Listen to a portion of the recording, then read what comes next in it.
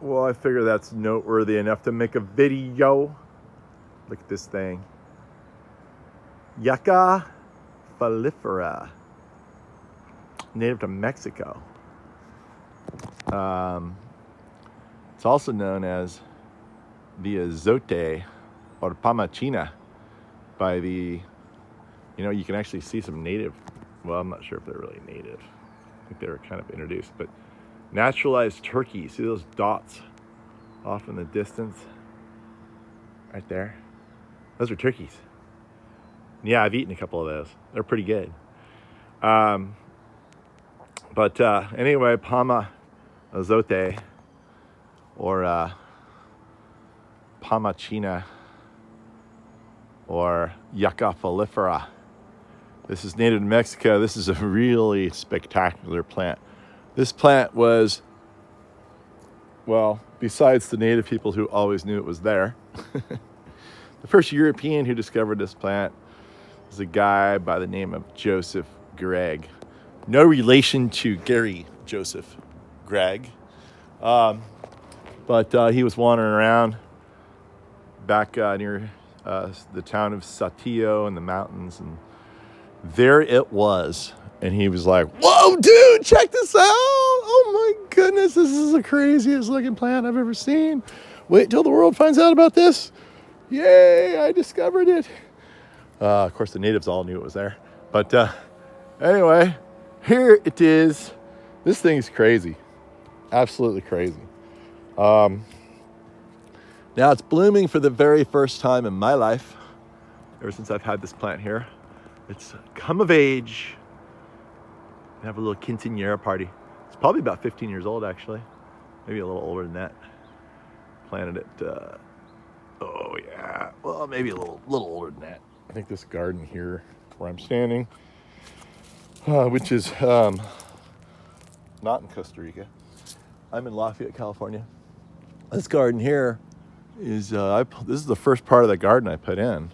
Look at all the beautiful stonework I put in later. But when I first moved in, we first built our house, I was one poor guy. So all I could afford, I wanted to get from this upper level down to this lower level down here, where I eventually built all this cool stuff. This garden's, as you can see, I've had a lot going on other places. I haven't touched this garden in 2 years, but you can see it still looks pretty good.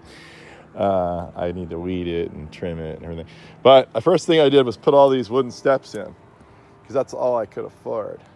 And eventually, as I recovered from my financial onslaught of trying to get this place done here, I was able to start getting crafty and sourcing stone. This is actually stone I got nearly for free. Had to haul it all. It was from a project that was at Spicoli's house. What's his name? Sean Penn. Sean Penn did not want this stone, and so I bought it for almost nothing. Brought it here, but the wood was cool. Like, and I was really upset about this one because it split pretty quickly. But now it's kind of my favorite because it has so much character. Kind of like my face now after all these years. Got a lot of character. See, look, I'll show you. Look at all that character. So, back to the plant. So, this guy is insane. I had originally bought this plant from somewhere. I didn't know what it was. And I was being young, dumb, and stupid. And so it was a little 1 gallon container. It was literally it was about like this big right here. And I also had another really cool plant, being this unnamed Nolina from Mexico. I bought this from Saratoga Horticultural Research Foundation. That was a long defunct, really cool nursery down in Gilroy area.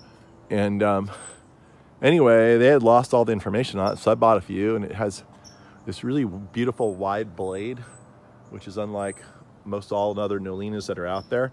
They had collected this in Mexico somewhere. It has this really cool skirt. I've never done a thing to this plant here. Really cool skirt. And I planted this little guy right there. And I planted that guy when he was extremely babyish right here, thinking I was going to have a cool little small thing like this. And then something else kind of small. Well, they both ended up starting getting big on me. And I was like, oh no, that was a really bad thing I did. So I then got my little tractor over here and dug around this thing, reached up and planted it over there, then knowing how big it's going to get. There is one at the Huntington Botanical Gardens that was planted by William Hertrick, who was my hero, the guy who built those gardens for Mr. Huntington. And Mr. Huntington owned a bunch of railroads and railroad cars, and he sent William down to Mexico, and he got a big, giant one, put it on a railroad car, and drove it back up with a whole bunch of other stuff. Back then, it was legal to go to Mexico and just take whatever you wanted, because, it was Mexico. There's no rules in Mexico.